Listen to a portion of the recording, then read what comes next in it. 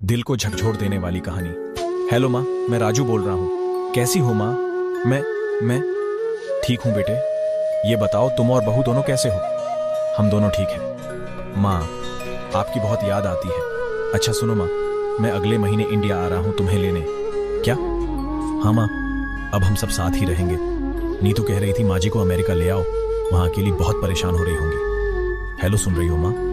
हाँ हाँ बेटे। बूढ़ी आंखों से खुशी की अश्रुधारा बह निकली। बेटे और बहू का प्यार नस नस में दौड़ने लगा।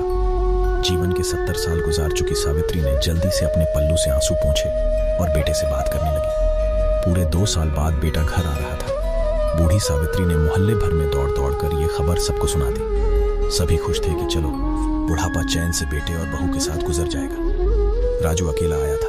उसने कहा कि माँ, हमें जल्दी ही वापस जाना है, इसलिए जो भी रुपया पैसा किसी से लेना है वो लेकर रख लो, और तब तक मैं किसी प्रॉपर्टी डीलर से मकान की बात करता हूँ। मकान?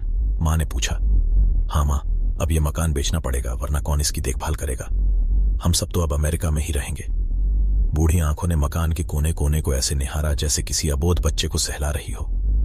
आनन फानन और औने पौने दाम में राजू ने मकान बेच दिया।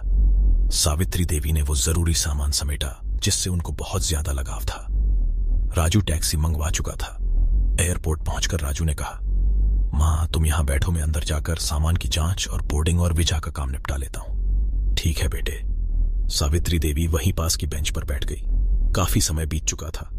बाहर बैठी सावित्री देवी बार बार उस दरवाजे की तरफ देख रही थी जिसमें राजू गया था, लेकिन अभी तक बाहर नहीं आया। शायद अंदर बहुत भीड़ होगी, सोचकर बूढ़ी आंखें फिर से टकटकी लगाए देखने लगती। अंधेरा हो चुका था। एयरपोर्ट के बाहर गहमा गहमी कम हो चुकी थी। माँ जी, किससे मिलना है? एक कर्मचारी ने वृद्धा से पूछा। मेरा बेटा अंदर गया था टिकट लेने, वो मुझे अमेरिका लेकर जा रहा है, सावित्री देवी ने घबरा कर कहा। लेकिन अंदर तो कोई पैसेंजर नहीं है। अमेरिका जाने वाली फ्लाइट तो दोपहर में ही चली गई। क्या नाम था आपके बेटे का? कर्मचारी ने सवाल किया। राजू। सावित्री के चेहरे पे चिंता की लकीरें उभर आईं। कर्मचारी अंदर गया और कुछ देर बाद बाहर आकर बोला, माँ जी, आपका बेटा राजू तो अमेरिका जाने वाली फ्लाइट से कब का जा चुका। क्या? वृद्धा की आंखों से आंसुओं का सैलाब फुट पड़ा। बूढ़ी मां का रोम रोम कांप उठा। किसी तरह वापस घर पहुंची जो अब बिक चुका था। रात में घर के बाहर चबूतरे पर ही सो गई। सुबह हुई तो दयालु मकान मालिक ने एक कमरा रहने को दे दिया। पति की पेंशन से घर का किराया और खाने का काम चलने लगा। समय गुजरने लगा। एक दिन मकान मालिक ने वृद्धा से पूछा, माँ जी, क्यों नहीं आप अपने किसी रिश्तेदार के यहां चली जाए? अब आपकी उम्र भी बहुत हो गई, अकेली कब तक रह पाएंगी? हाँ, चली तो जाऊं, लेकिन कल को मेरा बेटा आया तो यहां फिर कौन उसका ख्याल रखेगा? आंखों से आंसू आने लग गए दोस्तों। विनती, मां बाप का दिल कभी मत दुखाना। शिक्षा, मां तो मां होती है,